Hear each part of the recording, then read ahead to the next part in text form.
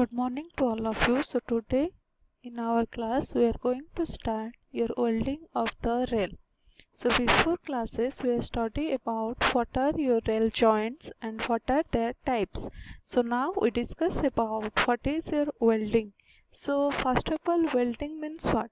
Welding means whenever we are joint your rails and make it a permanent length, then it will call your welding of rail. Okay. So welding is an efficient method of making permanent joint, and whenever we are making a long track, in that cases we are using the rails, and after one rail is ended, another rail joined with that. So in that cases there are a gap. There are in that cases we are using this welding. By this rail track will make a long track. And welding is a material which is a joining process, and which produces coalescence of materials by heating them to suitable temperature with or without the application of pressure. All of you see in the welding garages, in that cases when something is welded, they make the heat for welding some things, and it will be in a particular temperature and with heat that melt the iron tracks, and welding is used for making permanent joint. So next, come to the next slide. So the number of joints which can be reduced by the process of welding of rails and welding joints are considered as the most perfect and strongest type of joint. So next we discuss about what are the purposes of welding. So what are the requirement, and why we are using welding for the rail. So by using this welding process, which increase the length of the rail first of all, and to repair the worn out or damaged rails. So in cases of whenever your rails are damaged, to make that renew and to make that perfect, then in that cases we can use your welding process. After recovering the joint, that will make a long rail. And the next purpose of welding is to build up worn out points and rails on the sharp curve. So what are the advantage of your welding? So when we are using your welding process, so what are the benefit for us? That's why we are using your welding process for the rail track. Okay. So the advantages are, it is a perfect joint and inch life of rail, and reduction in maintenance cost by 20 to 40%. It reduce the creep, expansion effect due to temperature will decrease, and its riding quality is increased, wear of the rail decrease, and initial cost of the track. So when we are using your welding process, whatever the creep are occurring in the rail, by welding process that will be reduced, and the maintenance cost also reduce about 20 to 40%, and your whatever the expansion effect due to the temperature in the portion of the rail joint, that also decrease because there are no gap, and whenever your train is riding over the track, that will also increase the riding quality, and wear of the rail decrease, and initial cost of the track also decrease. Next, what are the types of welding of rails? So basically it is of three types. One is your short welded rail, next one is your long welded rail, and third one is your continuous welded rail. The short welded rails means it is about your 3, 5 and 10 are welded, and long welded rails are for the long track.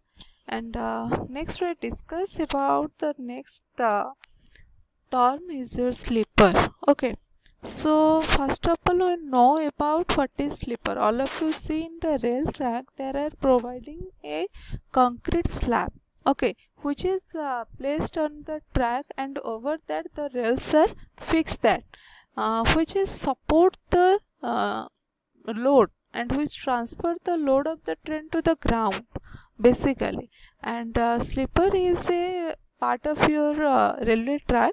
So first of all, we know what is a sleeper. Sleeper is a member of your railway track. Okay, and it is generally laid transfers to the rails load, and on which the rails are supported and fixed to transfer the loads from the rails to the ballast and the subgrade. So the main function and the main work of the sleeper is to transfer the load from the rail to the ground surface, from the ballast, then ballast transfer the load to the ground surface. So in this way the load of the track will be balanced by the help of this part. So this is the picture of your sleeper. See here, in this one is your track, and this both are your rail, and below that your sleeper is provided, and this is your concrete sleeper, and these are your ballast, and over your concrete sleeper the rails are fixed here. Okay, and over this rails your train will be moved, and whatever the load of the train apply on the rail, that will be transferred to sleeper, sleeper transferred to your ballast, and ballast next transfer it to the ground surface or formation width. Next one is your function of sleeper. What are the works that do the sleeper? First of all, first work or first function of the sleeper is your holding rails to the correct gauge and alignment. So the main function of your sleeper is it will fix with the rail, and after it is fixed in a proper position, for that your alignment, the margin of the two rails will be perfect. Okay, and the firm and even support to the rail, and it transfer the load evenly from rails to the wider area of ballast, and elastic medium between the rails and ballast, and it providing longitudinal and lateral stability to the sleeper. Next, what are the requirement of your sleeper? Why we use sleeper? So the sleeper are to be used should be economical, because whenever the sleeper cost is more, then the total cost of your railway track will be more. That will not perfect for you to make a economical point of view. That is not perfect to make a railway track. Okay, because the sleepers are used consecutive portion, and for a long track that are used so many. So this will be whatever the sleepers are used in the sleeper, that should be economical. Okay, means price is desirable, and whenever we are using the sleeper, that should be moderate weight and easy to handle. When we are using the sleepers, when it is so heavy, then it will be difficult to transfer and difficult to lead. Okay, so whenever it is moderate weight, means your lightweight, then it will be easy to handle, to place and to remove also, and in maintenance process it will be easy to remove and replace the sleeper.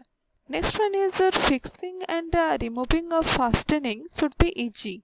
So whenever your sleeper is moderate weight, then when the peoples are going to fixing it and removing for the maintenance or replace that one, it will be easy.